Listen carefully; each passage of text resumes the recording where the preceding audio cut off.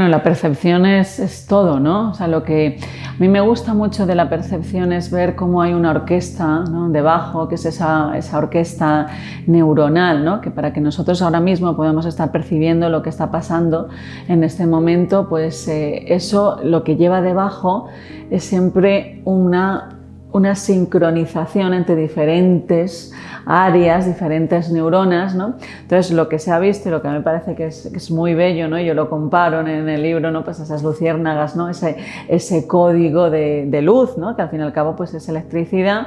Pues tenemos 85.000 millones de neuronas, entonces estamos percibiendo algo y una parte de ellas se están pum, pum, pum, pero sincronizando, poniendo de acuerdo, pero de una forma que es muy exacta, porque los ritmos en el cerebro son muy, muy rápidos.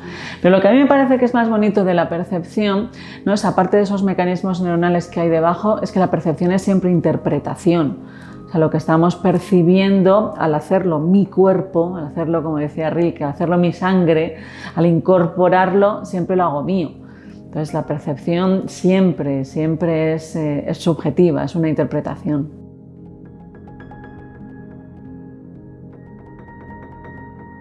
Sí, absolutamente, absolutamente.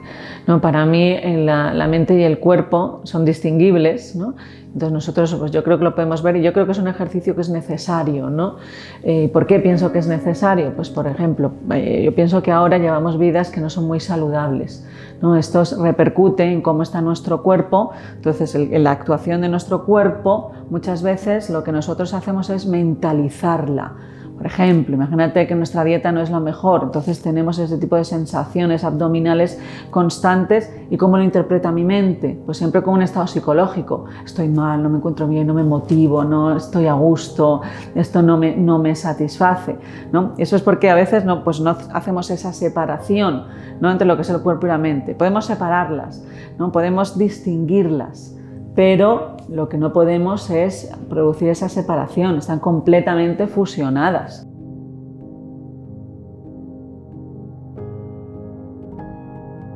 Para mí no es el huevo o la gallina, es el huevo y la gallina. Es ambas. Están juntos. Exacto.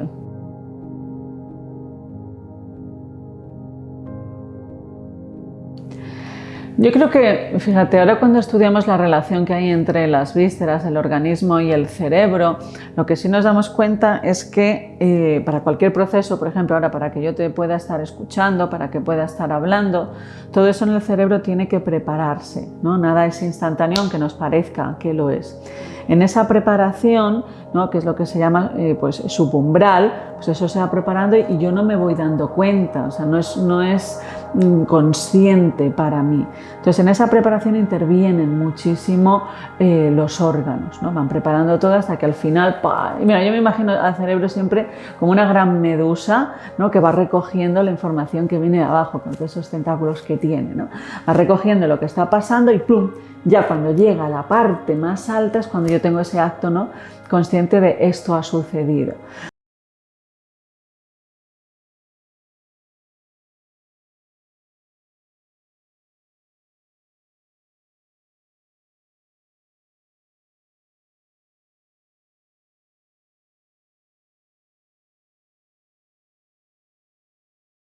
Esa frase que repito una y mil veces, ¿no? El cuerpo sabe lo que la mente aún no se ha dado cuenta.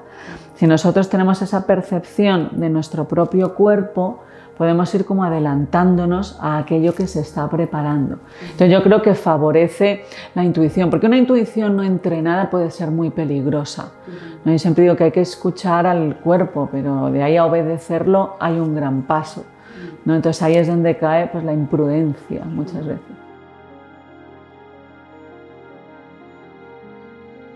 Pues mira, un estudio que se hizo en Finlandia, pues uno de ellos, ¿no?, de los tantos, que dicen que estamos muy desconectados de las sensaciones de nuestro cuerpo, es decir, que nos vivimos en el mundo más mental. Por ejemplo, tenemos un problema y ese problema lo pensamos, repensamos y rumiamos. Y ahí nos movemos con mucha facilidad porque es a donde hemos estado acostumbrados. Pero sin embargo, cuando preguntamos a esas personas, ¿no?, pues estás estresado, te sucede esto, ¿dónde está eso en tu cuerpo? La gran mayoría no sabía localizarlo, no sabía expresar qué es lo que le estaba sucediendo en las sensaciones, ¿no? de todo el barrido de todo nuestro cuerpo, ¿no? que está representado en el cerebro. Entonces, ¿cómo se hace eso? Pues aprendiendo a observarlo, ¿no? Es decir, ¿dónde está? Guío la atención a las sensaciones de mi cuerpo, pero luego intento también guiar la atención a aquello de lo que yo no puedo ser muy consciente. Por ejemplo, ¿no? Ahora mismo todo mi cuerpo, el organismo, las vísceras están haciendo un montón de trabajo, pero yo no soy consciente de ellas, y afortunadamente, porque imagínate que fuésemos conscientes de todo lo que está sucediendo en nuestro cuerpo en este momento, entonces yo tengo que escuchar a lo que está pasando, pero estoy escuchando cómo se digiere, se desayuna, o sea, sería una locura, el bombeo, ¿no? del corazón, ¿no? Y esto, por ejemplo, muchas veces cuando tenemos problemas de oído es boom, boom, y oímos, ¿no? Es como molesto, o sea, me voy ahí. Entonces, afortunadamente eso es silente, pero aunque es silente, nosotros podemos percibirlo, podemos ir notándolo, ¿no? Prestar más atención. Entonces, ¿cómo es? Para mí un ejercicio que yo creo que ayuda muchísimo en la vida, ¿no? Y que siempre lo explicamos, es ir atendiendo a las sensaciones del cuerpo desde los pies hacia la cabeza, ¿no? Empezamos por los pies, ese barrido corporal, ¿no? Y entonces se dice, ¿para qué quiero yo prestar atención a lo que está sucediendo en mis pies, en mis piernas? Voy subiendo. Es un entrenamiento, ¿no? que tú vas haciendo a que el cerebro ya tenga más consciencia de las diferentes sensaciones que van ocurriendo en las diferentes partes del cuerpo. Entonces luego cuando yo tengo una emoción, pues como mi cerebro ya está acostumbrado a escuchar esas sensaciones del cuerpo, pues sabe que pues de repente los brazos, ¿no? Pues todo esto que parece que la emoción se vive solo, pues en el corazón, en la respiración, los brazos, las piernas intervienen mucho en esas emociones. Entonces tener un mapa de mi propio cuerpo en las diferentes emociones es lo que se ha visto.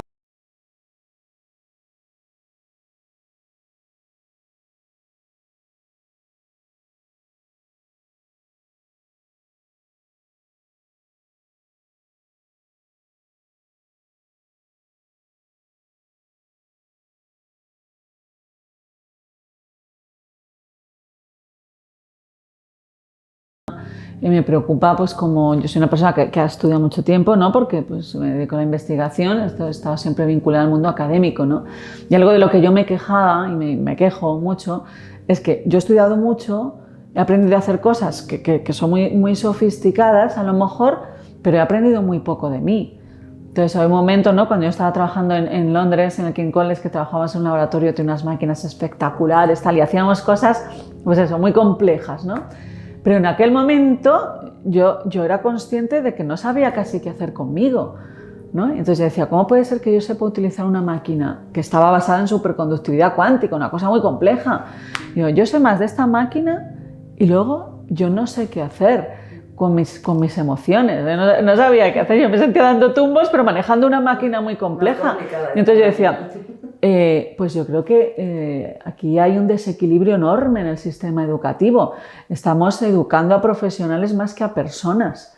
Entonces, ¿cómo podemos integrar? ¿No? Pues para mí creo firmemente en una educación mucho más humanista, absolutamente, y una educación mucho más corporal. Pero mira, esta mañana me he despertado con una buena noticia, que me han dicho que en los colegios ahora, en vez de dar 2 horas de gimnasia, ¿no? a la semana dan 3. Bueno, esto ya es. Es decir, hay que incorporar el movimiento.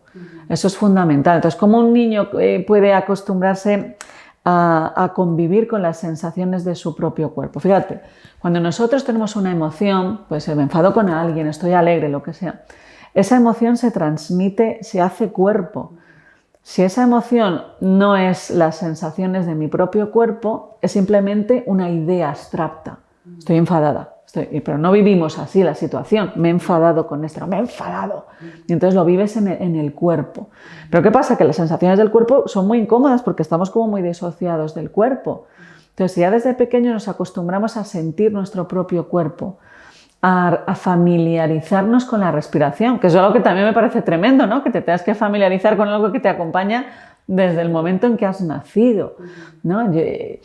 Yo estoy aprendiendo ahora a mis 46 años a ver cómo respiro, a ver cómo podría respirar mejor cuando estoy cansada, cuando estoy nerviosa, cuando tengo que prestar atención, cuando estoy cansada pero tengo que seguir trabajando.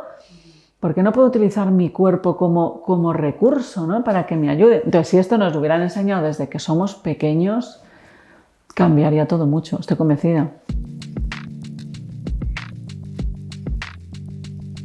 Bueno, él en el libro defiende más que hay que controlar esa divagación, ¿no? O sea, que esa divagación es sana. Pues mira, hay una parte de...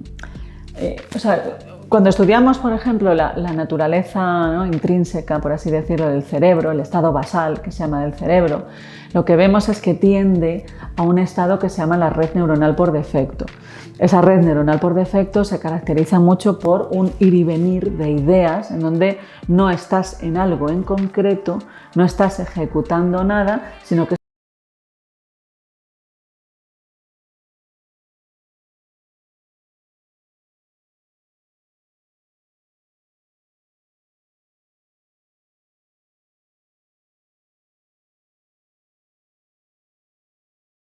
pues esto, tal. Esto es un pensamiento dirigido. Pero lo contrario a aquello es el pensamiento espontáneo, ¿vale? Entonces, ¿qué caracteriza? ¿Cuál es la diferencia entre el pensamiento dirigido y el pensamiento espontáneo? El esfuerzo y el control de la atención. Para que yo pueda estar diciendo tal, tengo que hacer aquí esto y lo otro, mi atención está aquí, ¿vale? Entonces eso requiere de esfuerzo, ¿vale? Y de esfuerzo y de voluntad. Lo contrario es el espontáneo. ¿Qué significa espontáneo? Que surge sin mi voluntad. Es ese diálogo interior que todos tenemos, que todos percibimos y padecemos muchas veces, donde se ve que brota, surge. Y tú lo puedes dejar ir. Un ejercicio que yo siempre recomiendo es que te sientes y observes tu propio diálogo interior. Entonces, plum, te acuerdas de no sé qué, te imaginas no sé cuánto, se genera tal frase, se genera otra. Y son un poco caóticas, ¿no? Fíjate que matemáticamente se vio al principio como un proceso estocástico, pues de que viene esto, ahora viene lo otro, o sea, no es como el otro que es dirigido, que tiene un hilo conductor, este es como pero el otro yo no lo genero de forma voluntaria. Y entonces ahí nos ponemos eso, en esa mente, ¿no?, en ese estado basal, en esa mente que tiende a esa divagación. Esa es la mente divagante. Porque ese pensamiento, ya te digo, que va un poco a la deriva, de un lado hacia otro. ¿Qué pasa? Que ese es completamente necesario, tiene muchísimas funciones. Tiene funciones de consolidación de la memoria, de planificación, de estructuración de la propia identidad. Entonces, nos tenemos que escapar. Fíjate que, esto la Universidad de Tokio lo midió, en cada parpadeo, que es muy rápido, en cada parpadeo, yo me meto en unos milisegundos en esa divagación. Es completamente necesario.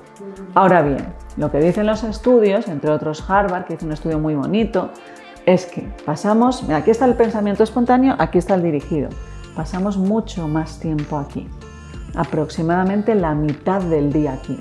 Aquí yo no tengo mucho control sobre mi atención, ¿no? Es como dice Pablo II, aquí somos vagabundos.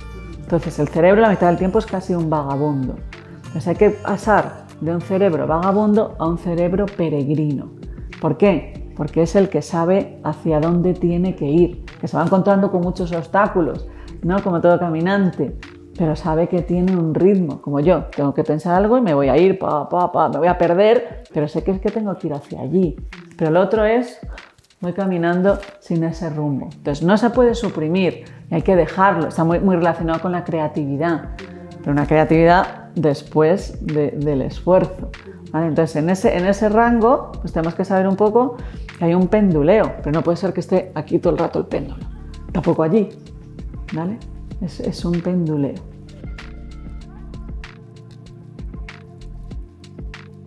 Pues de muchas formas. La forma que nosotros estudiamos en la universidad es mediante la práctica de la meditación, ¿no? Pues es esa atención, el control, el llevar, el sentar la atención sobre las sensaciones del cuerpo, empezando por ahí, ¿no? Hay un estudio que a mí me gusta mucho que se llama Mindfulness empieza en el cuerpo, o la meditación empieza en el cuerpo, ¿no? Porque él habla también de otro tipo de meditaciones, ¿no? ¿Por qué? Pues porque para el cerebro es mucho más fácil empezar observando las sensaciones de nuestro propio cuerpo que ir detrás de un pensamiento, ¿no? Volvemos a ese pensamiento dirigido y el espontáneo. Este cuesta mucho esfuerzo, ¿no? Y esto hay estudios, hay un artículo que se publica en Science muy bonito con un grupo de personas y le dice, a ver, durante un rato tienes que dirigir tú voluntariamente tus pensamientos. Y no, es un esfuerzo tremendo, ¿vale? Entonces, por ejemplo, cuando somos meditadores que empezamos, esto es muy difícil, Nadie empieza a aprender a nadar, ¿no? En un día de tormenta, ¿no? Entonces, ¡boom! Esto es muy difícil, pero empecemos con las sensaciones del cuerpo. ¿Por qué? Porque entre otras cosas también hay muchas más vías anatómicas, ¿no? Que van hacia arriba, ¿no? Entonces empezamos observando el cuerpo. Entonces Harvard vio, echar al azar, que aquellas personas que meditan observando las sensaciones que produce la respiración tenían más cambios cerebrales asociados a la meditación. ¿Vale? Observar el proceso de la respiración, que parece una chorrada, ¿no? Y a mí me cuentan siempre muchas veces, pero eso hará algo. ¿Pero hace algo eso, sentarse ahí media hora que observe mi respiración? Pues eso es un control del proceso más importante al que tenemos acceso voluntario.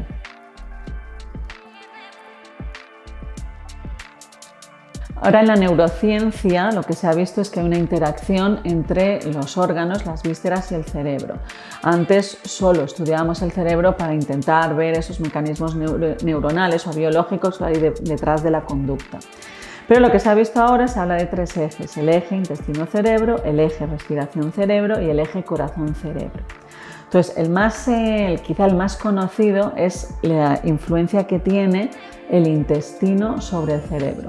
¿Pero en qué se basa? Se basa en 2 partes: la influencia que tiene la microbiota intestinal y la influencia del estómago sobre el cerebro.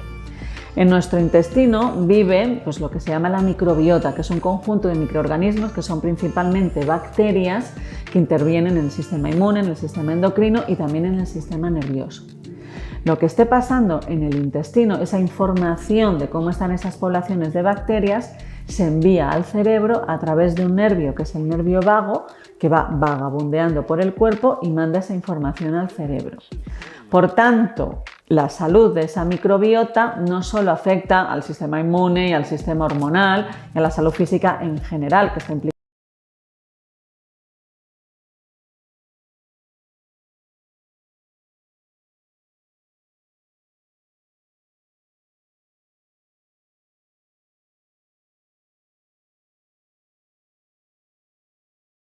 neuronal. ¿Qué es lo que se ha visto? Que la microbiota afecta a la coordinación de las estructuras neuronales que están más implicadas en la gestión de las emociones, pero también en el aprendizaje, pero también en la generación de nuevas neuronas. ¿Vale? O sea, que fijaos qué importante es mantener esa microbiota sana. ¿Cómo se puede mantener la microbiota sana? Pues la dieta es muy importante. Nosotros hemos estudiado en el laboratorio la influencia que tiene el ejercicio físico sobre la microbiota. Entonces hemos visto que las personas que son sedentarias tienen una microbiota que es mucho más pobre. Eso se traduce en pues, un abanico de problemas de salud general y también ahora sabemos de salud mental. ¿Vale? Porque entre otras cosas el ejercicio es uno de los grandes antidepresivos que tenemos. Entonces eso es la microbiota del intestino. Pero el estómago también influye sobre el cerebro. ¿Cómo lo hace? Pues el estómago es una bolsa que cuando está vacía, cuando no está trabajando, emite un ritmo que es muy lento, 0,05 hercios, muy lento. Ese ritmo tan lento del estómago, no ya del intestino, del estómago, influye en la generación de ondas alfa del cerebro. ¿Por qué es importante que el cerebro tenga ondas alfa? Porque las ondas alfa son las que yo necesito para poder coordinar, entre otras muchas cosas, mi atención. Para que yo pueda estar prestando atención, fíjate, lo que está haciendo ahora mi cerebro, yo pues estoy contestando esto, estoy contigo, estoy aquí, pero mi cerebro está generando un montón de información. Entonces mi cerebro en este momento está lleno de ondas alfa que está frenando la cantidad de interferencias que está intentando llegar a mi parte más consciente y que no haga que yo me vaya no sé qué, me viene un pensamiento y me voy. Que esto es lo que nos pasa, ¿no? Cuando nos distraemos constantemente. Entonces la generación de ondas alfa es fundamental. Entonces ahí también interviene el estómago. Por ejemplo, cuando nos sentamos a meditar, yo me siento a observar las sensaciones de mi respiración. Y entonces en la parte de detrás del cerebro, la parte occipital, empiezan a generarse ondas alfa que se van propagando. Entonces lo que está haciendo es frenar todas las interferencias para que yo pueda focalizar mi atención a algo. ¿Vale? Entonces está haciendo un gran trabajo. Entonces fíjate cómo también, por ejemplo, ¿no? Sentarse a meditar es también meditar con el estómago. Por tanto, ¿no? Yo lo que vemos, ¿no? Es como para poder tener una salud tanto emocional como cognitiva, ¿no? que sea buena, no solo debo cuidar, ¿no? Toda la capacidad intelectual, que siempre nos hemos basado mucho en eso, sino tengo que prestar atención a cómo está mi intestino, tengo que prestar atención a cómo está mi estómago.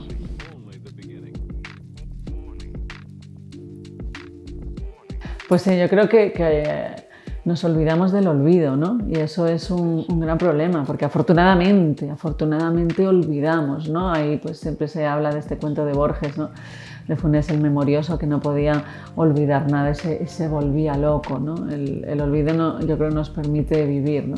Pero a mí lo que me gusta mucho del olvido, a diferencia de la memoria, es que en la memoria nosotros podemos intervenir. Yo puedo incorporar información, ¿no? De hecho, todos lo sabemos, ¿no? Pues es la repetición, diferentes técnicas. Podemos aprender a recordar, pero no sabemos cómo olvidar. Yo no me puedo olvidar de algo conscientemente, ¿no? Solo por el hecho de saber cómo lo olvido. A contrario, ¿no? Que recordar, que es machacar, el olvido como lo machaque al revés, ¿no? Lo consolido completamente, ¿no? Entonces lo que a mí me gusta mucho es hablar ahí de sustitución, ¿no? O de lo que se habla, ¿no? Es de sustitución, cómo cambio un hábito por otro, cómo me olvido de una cosa por otra. Luego hay también algo que me parece muy bello, muy romántico, ¿no? Es como el olvido va sucediendo simplemente por el tiempo. Ahí no hace falta que tú hagas nada, que en cada sueño, ¿no? Que se lo han relatado tantos poetas, ¿no? En cada sueño, ¡pum!, hay un montón de información que se va. Cuando dormimos el cerebro aprovecha y dice, esto ya no me vale, esto sí, esto no, esto sí, esto no, ¿no? Entonces, ¡boom!, simplemente vamos olvidando.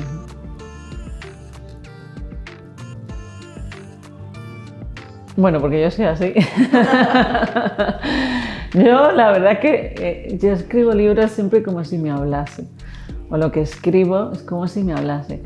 Pero pues yo llevo 26 años en la investigación. Entonces, cuando escribes un artículo científico, pues tiene que ser muy, muy conciso en los tecnicismos. Las frases son muy cortas, no te puedes expresar, ¿no?, más allá, no te puedes salir del contexto científico. Entonces a mí me parece que está bien, tiene sus bondades, reconozco mucho las bondades del método científico, pero a mí me encorsetaba. A mí aquello un poco me mataba, ¿no? Y ha sido una de las muchas crisis que he tenido con el mundo científico, ¿no? Porque me parecía que esa búsqueda de la objetividad estaba matando a lo que para mí sería una ciencia de verdad, ¿no? ¿Cuál es la ciencia de verdad? La que une cualquier ciencia para mí, ¿no? La ciencia de la literatura, la poesía, ¿no? Yo, por ejemplo, cuando estudiamos, yo estaba mucho tiempo en Alzheimer, estudiando memoria, ¿no? Y pues estás estudiando todos los mecanismos biológicos y de repente lees una poesía, que a mí me gusta mucho leer poesía, ¡wow!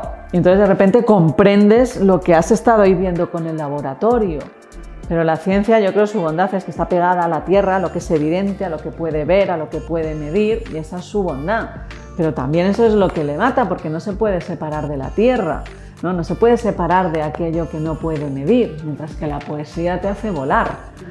Entonces, digamos, ¿por qué no hago despegar a este avión que está ahí pegado a la tierra? Entonces, para mí, estudiar algo tan complejo, ¿no?, como lo que intentamos estudiar en los laboratorios, como es la conducta humana, desde una sola mirada, que es la científica, siempre me pareció muy, muy pobre, ¿no?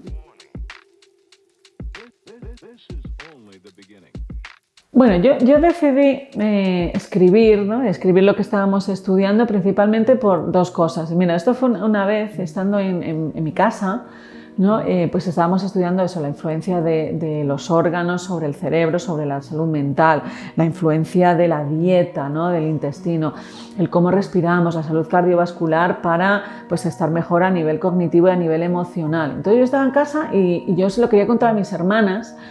Y entonces yo me di cuenta que los artículos que yo escribía, mis hermanas, que han estudiado otras carreras, nunca lo entenderían. Porque yo hay veces que no entiendo un artículo del que está en el laboratorio de al lado, ¿no? Porque es todo muy, muy, muy técnico, ¿no? Entonces yo decía, ¿cómo puede ser? Vale, yo le cuento a mis hermanas, no le deis esto de comer a los niños, esto no, tal, hacemos esto, hacemos lo otro. Pero yo decía, es tan importante lo que se está viendo ahora que me parece tremendo que no salga de ese lenguaje científico, que no va a llegar al que no trabaja allí, ¿no? Entonces a mí me parecía que, luego aparte me parece que estamos viviendo un momento maravilloso a nivel científico, que es ver esa revolución, ¿no? De cómo pues, concebimos al ser humano ya de otra forma, ¿no? Hemos salido de esta postura, ¿no? tan mental, y somos biología, nos unimos al cuerpo, nos unimos a la tierra, pero a la vez también a lo intelectual. O sea, es una fusión, no desprecio el otro, es una fusión. Entonces me parecía que era todo tan maravilloso que pues se lo iba contando a todo el mundo lo que pasaba, y entonces dije, pues yo creo que esto se tiene que escribir. Y luego también por esa parte, ¿no?, que te he dicho, de poder expresarme en un lenguaje que a nivel académico no es fácil.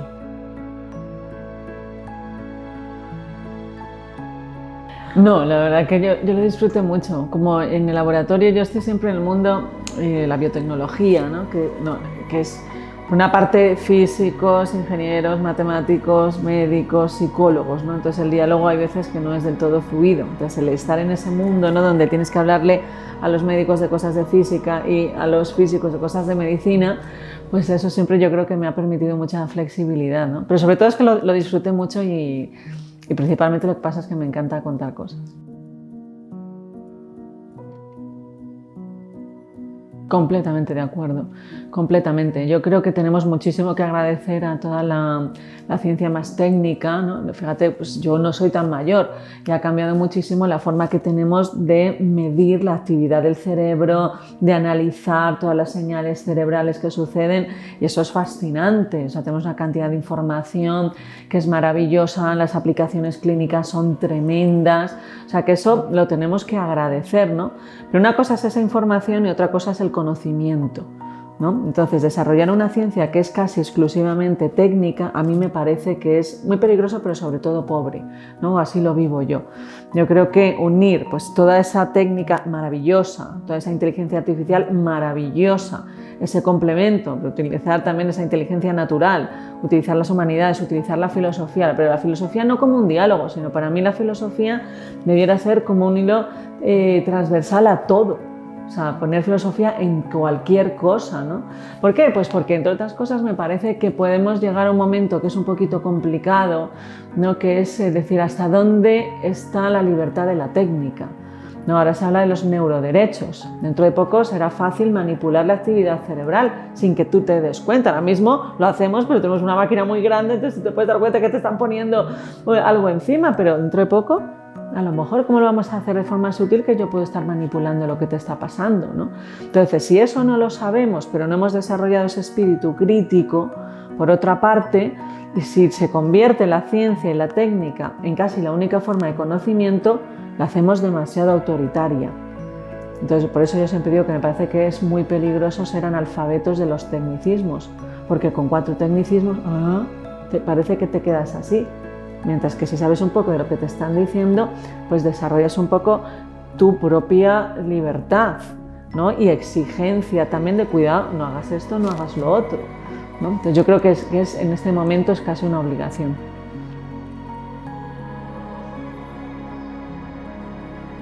Pues lo que me encantaría es eso, es una ciencia muy humanista, ¿no? Una ciencia, mira, me encantaría, una vez, ¿sabes lo que nos pasó? En un proyecto de investigación nos concedió el ministerio un dinero para hacer un proyecto. Y entonces era un proyecto de neurociencia. Entonces pues era, pues vamos a contratar un biólogo, vamos a contratar una matemática y vamos a contratar una persona de filosofía. Entonces llegamos y digo al ministerio, ¿esto aquí qué hace? No. Y no nos la dejaron, porque no tenía nada que ver con el proyecto, ¿no? Pues eso me encantaría que no pasase. Me encantaría que hubiese en la misma mesa un físico que analiza los datos, una ingeniera que prepara y diseña un protocolo, una máquina de lo que sé, alguien de la medicina, alguien de la psicología, un filósofo, un artista, y todos vamos a estudiar la interacción entre el corazón y el cerebro. No me digas que no sería maravilloso. Entonces nos acostumbramos a escuchar otras voces, otras visiones. Es verdad que a veces es difícil, ¿cómo incorporo yo lo que me dice el poeta, lo que me dice el filósofo a mis datos?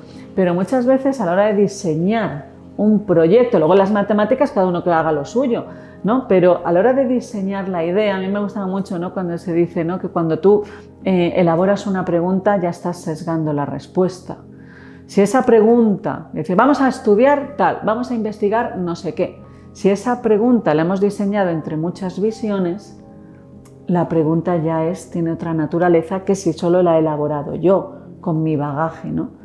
Entonces ahí es donde yo creo que es muy necesario. Por eso también me parece que es muy importante divulgar la ciencia de una forma que no requiera que te sepas los 4 o 5 tecnicismos y que no hace falta estar asociado a esta estética de soy un nerd, soy un friki porque estoy en el mundo de la ciencia. También, ¿no?, los que están en las artes se tienen que acercar también a la ciencia, ¿no? Mira, algo que a mí me sorprende y siempre lo he dicho, ¿no?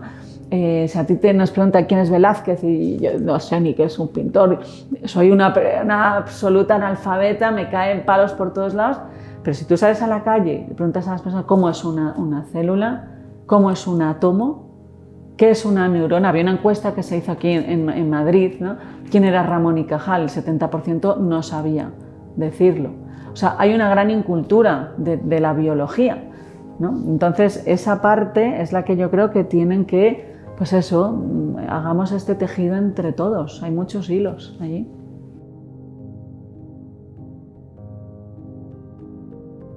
Ah, qué bonito. Pues mira, el corazón y el cerebro se comunican, sobre todo lo que se piensa es para el momento de la percepción. Yo estoy percibiendo algo y en este momento mi cerebro tiene que estar respondiendo al latido cardíaco. Cada vez que mi corazón late, neuronas de ciertas estructuras del cerebro le responden, ¿vale? Entonces, lo que se llama esa respuesta neuronal evocada por el latido cardíaco es un poco uno de los mecanismos de la percepción. Cuando el cerebro no responde al latido cardíaco, el corazón late y el cerebro a lo mejor hace pop, pero no le responde, yo pierdo percepción. Pero lo bonito es que en esa comunicación corazón y cerebro, la percepción se vuelve subjetiva. Es decir, la veo desde mí, es esa percepción. Yo percibo, ¿no?, esa frase que también me parece una de las más bellas jamás dicha, no vemos las cosas como son, sino como somos. Entonces yo estoy percibiendo, pero yo estoy percibiendo ahora mismo desde, yo soy Naza, que estoy aquí, que estamos hablando del libro, tal y cual. Pero ¿qué pasa si de repente dices, no, pues ahora tienes que actuar y tienes que ser, no sé, la reina de Inglaterra? Pues entonces los actores, ¿no?, que saben hacer esto, lo que hacen muy bonito es que hay una parte en el cerebro que es la ínsula. La ínsula es la parte que se asocia en la neurociencia más involucrada con la idea de identidad. En este momento mi ínsula está muy en una codificación de la identidad de quién soy, Naza, que está aquí hablando contigo, ¿vale? Entonces la ínsula, cuando yo paso, imagínate que fuese una actriz, ahora eres la reina de Inglaterra, la ínsula va inhibiendo su actividad, va reduciendo su actividad hasta que se ha reducido a un cierto nivel que sucede lo que se llama la supresión del yo. Entonces, ¡puff!, Naza se ha quitado del medio y ya el cerebro empezaría a formular las respuestas como si yo fuese esa reina de Inglaterra. ¿Vale? Imagínate que esas preguntas me las haces, entonces respondería diferente a que si estoy siendo Naza. Eso sucede en la ínsula. ¿Pero qué pasa con la ínsula? Que la ínsula es la zona del cerebro donde llega toda la información de los órganos y en concreto la del corazón. ¿Pero qué pasa? Y aquí es lo que viene bonito. El cerebro ha hecho la ínsula, ha producido esa supresión del yo, inhibiendo la actividad de la ínsula. Pues de repente yo soy la reina de Inglaterra. Pero el corazón empieza a latir de una forma mucho más rítmica. Es decir, es el que da cuenta de que lo que estás haciendo no es real. El cerebro puede, el corazón dice no, te voy a seguir indicando que esto es ficticio. ¿Y esto no deriva en una crisis de personalidad? O sea, bueno, hay muchos estudios, ¿no?, de qué pasa con los actores y sobre todo los actores que representan un papel mucho tiempo. Sí, hay muchos. Sí, mira, a mí me gusta mucho, ¿no?, que se habla. Hay una palabra que se utiliza cada vez con más frecuencia en la neurociencia y esto me encanta, ¿no? Por eso hablamos antes de que la ciencia tiene que ser humanista, ¿no? Por ejemplo, habla del cultivo. El cultivo de la generosidad, el cultivo del altruismo, el cultivo de la amabilidad, ¿no? Antes no diría el cultivo, ¿no? Somos así, somos amables, somos esto, somos lo otro, ¿no? Vamos a cultivar, una palabra bellísima, ¿no? Vamos a cultivar la amabilidad. Entonces, lo que se han visto en varios estudios es que esa amabilidad la podemos ir cultivando. La amabilidad, que es más difícil, es la amabilidad hacia uno mismo. Ahora bien, yo creo que es el mejor tiempo que puede uno invertir en esa amabilidad en uno mismo. Entonces, la zona del cerebro más involucrada en la amabilidad es la corteza cingulada anterior. Vale. El cerebro tiene lo que nosotros vemos, ¿no? Pues todos esos surcos, ¿no? Que asociamos muchas veces a una nuez, eso es la corteza del cerebro. La corteza porque está en la última capa, la corteza, eso es muy finita. Debajo están las zonas subcorticales, las zonas límbicas, el hipocampo, la amígdala, tal. Pero ¿qué pasa? Que hay una capa, un paraguas a la mitad del cerebro, que es el que distingue, el que separa lo cortical de lo subcortical. Esa es la corteza cingulada. Entonces es muy importante, es como un interruptor que pasa de lo consciente a lo no consciente. La parte anterior porque está más cerca de la frente, lo otro es posterior, es la más involucrada en muchas cosas, atencionales y tal, pero es la que más se favorece cuando cultivamos la amabilidad. Entonces, esa zona, que es la que me permite dar cuenta, esa corteza cingulada, me permite dar cuenta de cómo estoy, de lo que estoy haciendo, me permite sostener esa atención, pues tenemos que reforzarla, ¿no? Para que pues, hay unas redes neuronales debajo, en ella, que me permitan que yo pueda hacer todo aquello. ¿Cómo podemos ayudar a esa corteza cingulada anterior a que tenga una estructura más organizada? Pues con la amabilidad. Y esto también me parece maravilloso que se estudie desde el punto de vista científico. Mira, hace pues 10 años, yo creo ya, empecé a estudiar esto y empezaba a hablar de esto en la universidad y un compañero me dijo, pero ¿no te da vergüenza? Porque, hombre, hablar de amabilidad y tal, ¿no? Y entonces el otro día ya hablaba con él y dice, no, jo, es que es fantástico y tal, porque y fíjate cómo hemos ido cambiando, pero te has tenido que aguantar las bofetadas del principio, pero hay que ir cambiando, tenemos mucho tabú con eso, ser generoso, el altruismo, es como normalicemos, ¿no? Porque si no, o sea, hemos estudiado mucho más el sufrimiento y la maldad humana que sus bondades. Por tanto, yo creo que las hemos sesgado, a que las hemos cultivado más, hemos arado más esa tierra. Sabemos cómo estar nerviosos, sabemos qué pasa, pero yo no sé cómo cultivar estar bien. Entonces eso es lo que a mí me parece, ¿no? Y ahí es donde dije, pues yo tengo que estudiar otra cosa. Yo creo que la ciencia no solo me enseña un montón de cosas y a manejar esa máquina tan rara, sino que me enseña a mí a ser mejor, a ser y a estar mejor, ¿no? Como dice Pablo II, que siempre me corrige, hablas de bienestar, tienes que hablar de bien ser, me dice, ¿no? Pues a ver, yo entonces ya siempre lo digo, algo que a mí me ayude a estar y a ser mejor. Entonces, cuanto más lo estudiemos, pues más aprenderemos. Entonces, a lo mejor descubrimos, pues mira, haciendo esto y esto, pues estamos mejor, somos mejor. Oye, si hacemos tales prácticas o llevamos la atención a tal, somos más amables, más empáticos, más compasivos. Y yo creo que no hay ni que decir los beneficios que tiene eso para todos, para uno mismo y para los demás.